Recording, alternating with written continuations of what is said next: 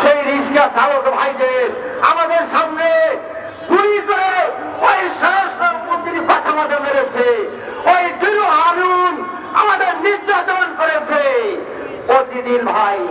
তা আমি চাই অতি দ্রুত ওদেরকে ফাঁসির কাছে বাংলার মানুষ দেখতে চাই। এই বলে আমি আজকে যারা অতিথি আসছে তাদেরকে ধন্যবাদ জানিয়ে, আর যারা সাংবাদিক তাদেরকে ধন্যবাদ দিয়ে, যারা রিক্সাচালক আছেন তাদেরকে ধন্যবাদ দিয়ে আমার বক্তব্য শেষ করছি। আসসালামু আলাইকুম। অনেক ধন্যবাদ জানাচ্ছি আজকের এই সমাবেশ সফল করার জন্য যারা উপস্থিত হয়েছে।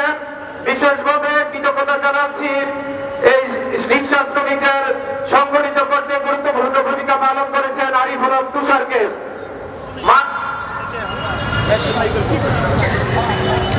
এখন আপনাদের সাথে সংহতি প্রকাশ করবেন আজকের এই অনুষ্ঠানের অন্যতম বিশেষ অতিথি বিএনপির মাননীয় চেয়ারপারসন উপদেষ্টা কাউন্সিল অন্যতম সদস্য বীর মুক্তিযোদ্ধা জনাব আব্দুল সালাম।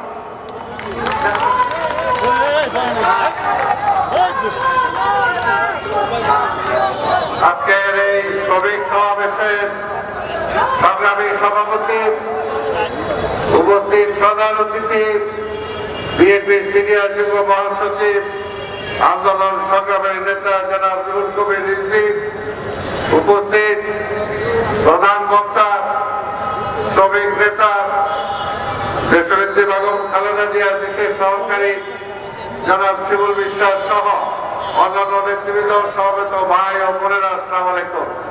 আপনারা প্রধান অতিথির বক্তব্য শুনবেন। আমি শুধু এটাই বলতে চাই যে আজকের এই দিন মজুর রিকশাওয়ালা ভাই বোনেরা, আপনাদের শ্রমের মধ্য দিয়ে, আপনাদের ঘামের মধ্য দিয়ে, আপনাদের রক্তের দেওয়ার মধ্য দিয়ে আমরা শেখ হাসিনাকে বিদায় করছি, কিন্তু এখনো কি গণতন্ত্র পাইছি আমরা? জিনিসপত্রের দাম কমছে, চাল ডাল তেলের দাম কমছে, বন রুটির দাম কমছে? কমে নাই। এটার জন্যই দরকার একটা নির্বাচিত সরকার, বেগম খালেদা জিয়ার সরকার, তারেক রহমানের সরকার, একটা জাতীয়তাবাদী সরকার।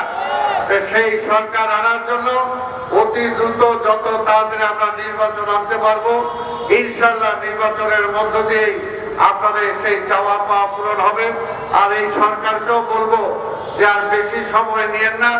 বেশি সময় নিলেই আওয়ামী লীগের দোসররা, আওয়ামী লীগের শেখ হাসিনা, তার সহযোগী যারা বিদেশে যারা আছে, তারা ওট পাইটা বসে আছে।